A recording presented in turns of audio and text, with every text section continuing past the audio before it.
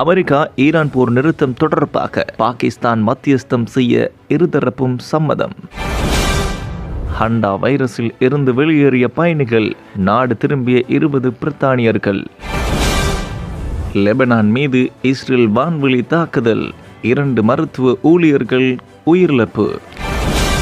போர் நிறுத்தம் தொடர்பாக அமெரிக்கா முன்மொழிந்த திட்டத்திற்கு ஈரான் பதிலளித்துள்ளது. அமெரிக்கா பகிர்ந்த போர் நிறுத்தம் தொடர்பான திட்டம் குறித்து ஈரான் அதிகாரப்பூர்வமாக பதிலளித்துள்ளது.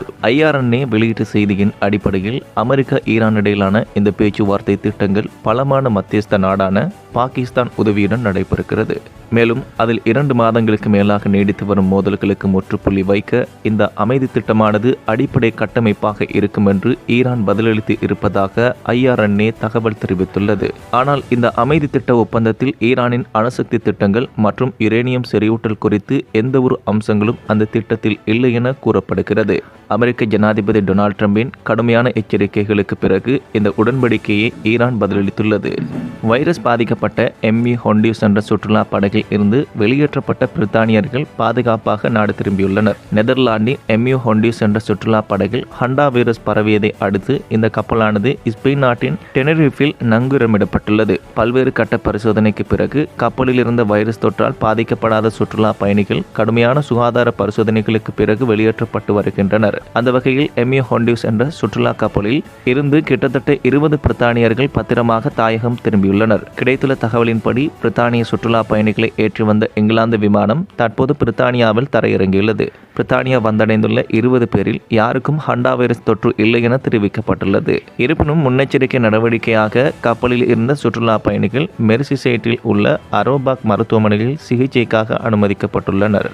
20 சுற்றுலா பயணிகளுக்கும் 72 மணி நேரம் தனிமைப்படுத்தப்பட்டு தொற்று கட்டுப்பாடு நடைமுறையின் கீழ் தீவிர கண்காணிப்புக்கு உட்படுத்தப்படுவார்கள்.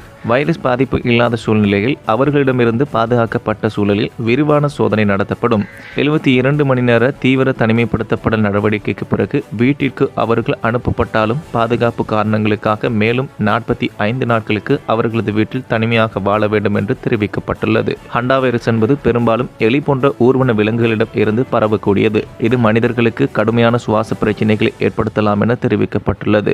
மனிதர்களிடமிருந்து மனிதர்களுக்கு ஹண்டா வைரஸ் பரவுவது மிகவும் அரிது என்றாலும் அதன் தீவிரத்தன்மை காரணமாக 45 நாட்கள் தனிமைப்படுத்தப்பட்டு நடவடிக்கை அமல்படுத்தப்பட வேண்டும். போர் நிறுத்தத்துக்கு லெபனான் மீது இஸ்ரேல் நடத்திய தாக்குதலில் 2 மருத்துவ பணியாளர்கள் கொல்லப்பட்டுள்ளனர். போர் நிறுத்த ஒப்பந்தம் அமலில் இருக்கும் நிலையில் லெபனான் நாட்டின் தெற்கு பகுதியில் இஸ்ரேலிய படைகள் வான்வெளி தாக்குதல் நடத்தியுள்ளது. இந்த வான்வெளி தாக்குதலில் 2 மருத்துவ பணியாளர்கள் கொல்லப்பட்டு உள்ளனர் என லெபனான் சுகாதார அமைச்சகம் தெரிவித்துள்ளது. இஸ்ரேலிய விமானப்படை நடத்திய இந்த தாக்குதல் சர்வதேச சட்டங்களை மீறும் வெளிப்படையான செயல் என்று அமைச்சகம் குற்றம் சாட்டியுள்ளது. ஹிஸ்புல்லா அமைப்புடன் நெருங்கிய தொடர்பு கொண்ட இஸ்லாமிய சுகாதார குழுவின் 2 மையங்களை குறிவைத்து இந்த தாக்குதல் நடத்தப்பட்டதாக இஸ்ரேலிய தரப்பு விளக்கம் அளித்துள்ளது. கலாவை பகுதியில் நடத்தப்பட்ட தாக்குதலில் ஒருவர் கொல்லப்பட்டதுடன் 3 பேர் படுகாயம் அடைந்துள்ளனர்.